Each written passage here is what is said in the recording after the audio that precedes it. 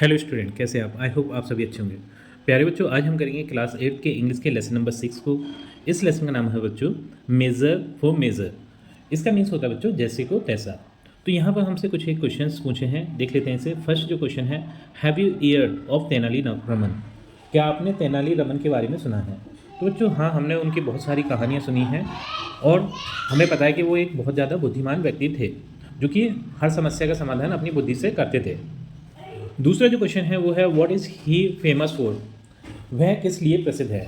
तो वो अपनी बुद्धिमत्ता के कारण प्रसिद्ध थे बच्चों, कि वो बहुत ज़्यादा बुद्धिमान थे और बहुत ज़्यादा बुद्धि से हर एक समस्या का समाधान करते थे। तो king Krishna Devaraya was known for his patronage of poets and scholars and he was equally found of fine art. राजा कृष्ण देवराय कवियों और विद्वानों के संरक्षण के लिए जाने जाते थे और उन्हें ललित कलाओं का भी उतना ही शौक था। यानी जो राजा देवराय थे वो बहुत ज़्यादा कवियों को और विद्वानों को पसंद करते थे और बहुत सारे जो कलाएं होती हैं जैसे कि कविताओं की कलाएं, ठीक है, खाना बनाने की कला, इस तरीके की कलाओं को भी बहुत ज़्यादा पसंद करते थे। Once he came to know about a brilliant artist named Raja Varma. एक बार उन्हें राजा वर्मा नाम के एक प्रतिभाशाली कलाकार के बारे में पता चला।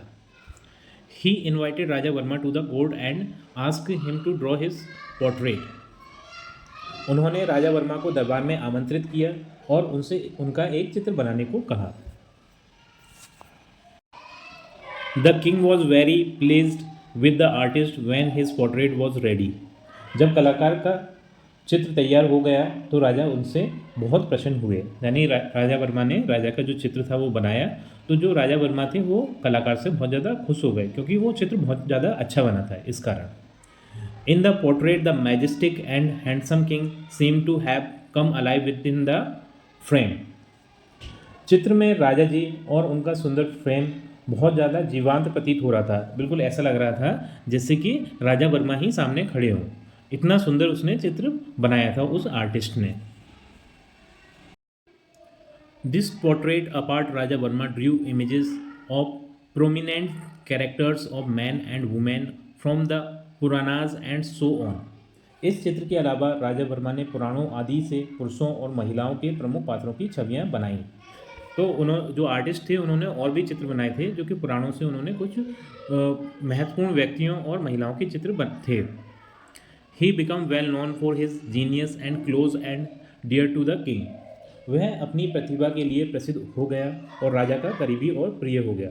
तो जो बच्चों आर्टिस्ट थे वो बहुत ज़्यादा अच्छी कला के वजह से वो राजा को बहुत ज़्यादा पसंद आने लगे और वो राजा के करीब हो गए उस वजह से। Overwhelm with joy Krishna Deva Raya called the artist and asked him what he wanted. खुशी से अभिभूत होकर कृष्ण देव राय ने कलाकार को बुलाया और उससे पूछा कि वह क्या चाहता है।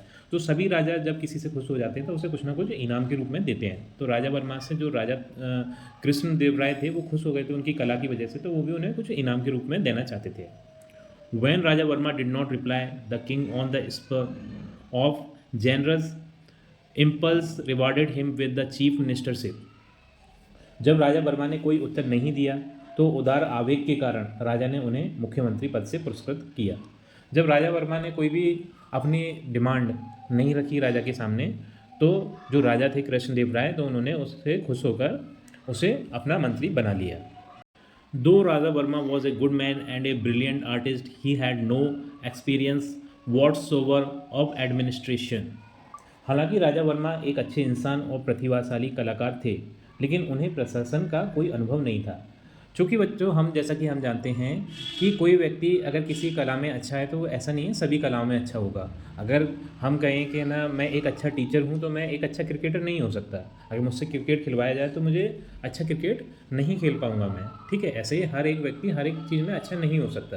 तो वो जो राजा वर्मा थे वो अच्छे आर्टिस्ट तो थे, लेकिन वो उन्हें राजनीति के बारे में जो मंत्री का उन्हें पद मिला था उसके बारे में उन्हें कोई जानकारी नहीं थी। Soon everything was thrown into disorder and chaos because of his hasty decision and bad management of the state affairs. उनके जल्दबाजी में लिए गए निर्णयों और राज्य मामलों के खराब प्रबंधन के कारण जल्द ही सब कुछ अस्त व्यस्त हो गया। यानी उन्हें कोई जानकारी तो थी नहीं, तो उन्होंने जल्दबाजी में जो भी निर्णय लिए तो वो उससे सारा राज्य अस्त व्यस्त हो गया. Though people were unhappy with his administration, they did not dare complain to the king because the king was very fond of him.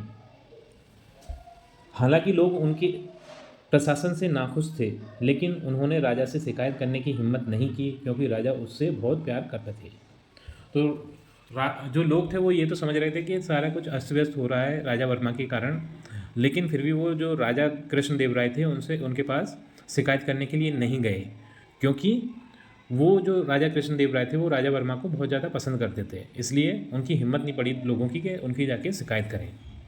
अब देखते हैं बच्चों इस स्टोरी में क्या होता है आगे. The elders of town finally approached and sought Tenali Raman's help in getting rid of new and inept chief minister. शहर के बुजुर्गों ने आखिरकार संपर्क किया और नए और अयोग्य मुख्यमंत्री से छुटकारा पाने के लिए तेनाली रमन से मदद मांगी.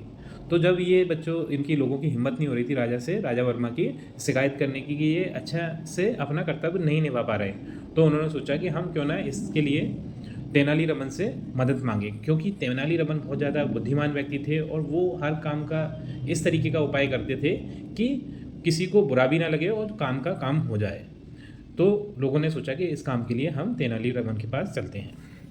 Tenali Raman assured them I shall soon find a harmless way to remove the artist from the chief ministership. Tenali Raman ने उन्हें आश्वासन दिया, मैं जल्द ही कलाकार को मुख्यमंत्री पद से हटाने का कोई हानि रहित तरीका ढूंढूंगा. तो तेनाली रमन मदद के लिए तैयार हो गए कि उन्होंने लोगों को ये कहा कि मैं ऐसा कोई तरीका ढूंढूंगा जिससे किसी को बुरा भी ना लगे और जो आर्टिस्ट हैं राजा वर्मा वो अपने पद से भी हट जाएं. After a weeks Tenali Raman invited the king, the queen and some courtiers to his house for lunch. कुछ हफ्तों के बाद तेनाली रमन ने राजा, रानी और कुछ दरबारियों को दोपहर के भोजन के लिए अपने घर पर आमंत्रित किया. Meanwhile, he found a very good carpenter and put him on the job of preparing a sumptuous feast for the king. इसी बीच उसे एक बहुत अच्छा बढ़ई मिल गया और उसे राजा के लिए शानदार दावत तैयार करने के लिए काम पर लगा दिया गया. तो बच्चों जो तेनाली रमन को एक बढ़ई मिल गया, ठीक है, तो बढ़ई का काम अलग होता है, उसका काम खाना बनाने का नहीं होता, लेकिन वो अपने काम में बहुत ज़्यादा माहिर था. लेकिन तेनाली रमन ने उसे खाना बनाने का काम बोल दिया कि आप राजा के लिए और उनकी फैमिली के लिए खाना बनाएंगे. अब देखते हैं स्टोरी में आगे क्या होता है.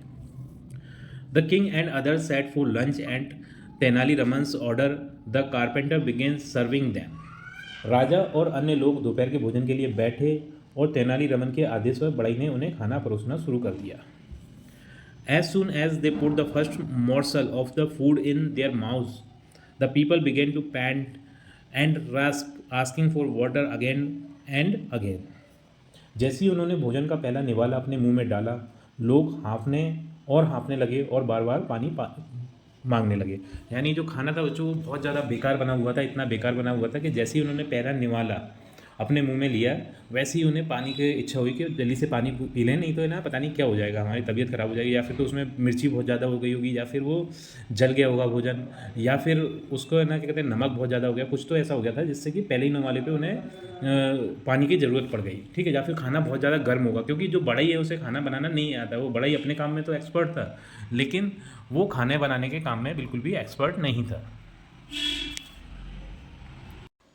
Soon after tasting the food, the king realized that the food was badly cooked and was unbelievable hot. He was lived. भोजन चखने के तुरंत बाद राजा को एहसास हुआ कि भोजन बुरी तरह से पकाया गया था और असहनीय रूप से गर्म था. वह क्रोधित था, मतलब जो भोजन था वो बहुत ज़्यादा बेकार बना हुआ था टेस्ट में, और वो बहुत ज़्यादा गरम गरम परोस दिया था जो बढ़ई था उसने. तो राजा बहुत ज़्यादा गुस्से में आ गए कि ऐसा भोजन कौन बनाता है, इस तरीके का भोजन खिला करके हमें मारना है क्या, इस तरीके से गुस्से में आ गए. Raman who has cooked this food, do you wants us all to suffer and die by eating this horrible food. Raman ये खाना किसने बनाया है, क्या आप चाहते हैं कि हम सब यह भयानक खाना खाकर पीड़ित हों और मर जाएं. तो राजा वर्मा तुरंत जो तेनाली रमन थे उन्हें बोलते हैं कि ये खाना किसने बना दिया, तुम ये चाहते हो कि ये खाना खा के हम या फिर तो बीमार पड़ जाएं फिर मर जाएं, इतना बेकार खाना बनाया.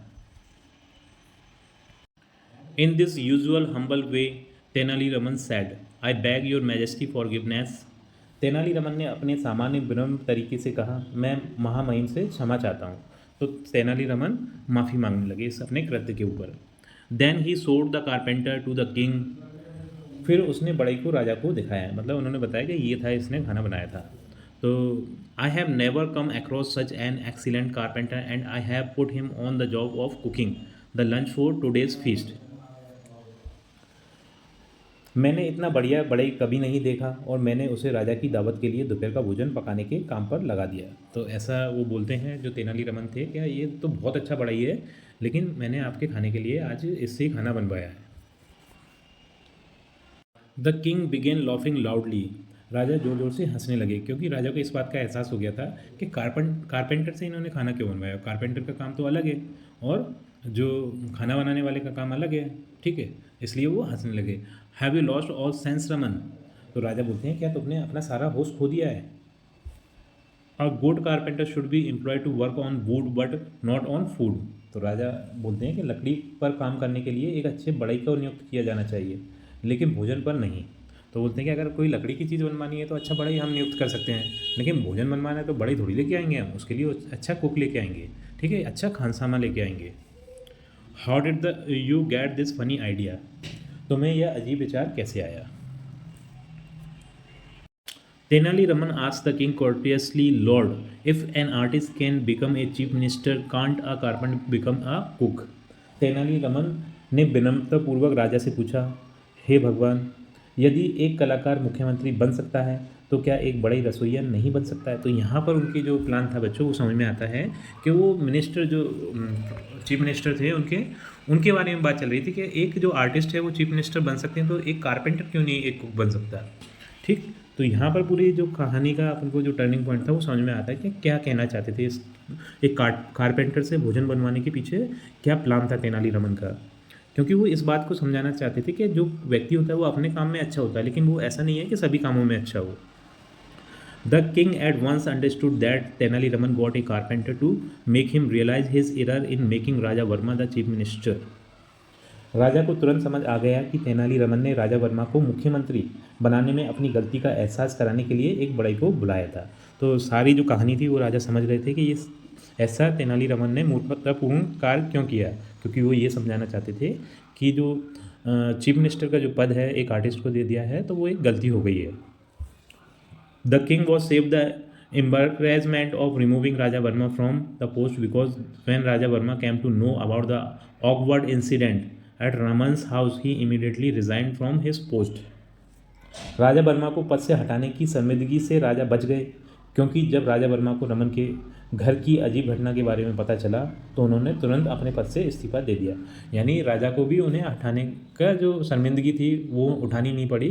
जब राजा वर्मा को पता चला कि जो तेनालीरामन के घर में क्या घटना घटी है तो वो सारी कहानी समझ गए और वो उन्होंने खुद अपने आप से ही चीफ मिनिस्टर के पद से इस्तीफा दे दिया।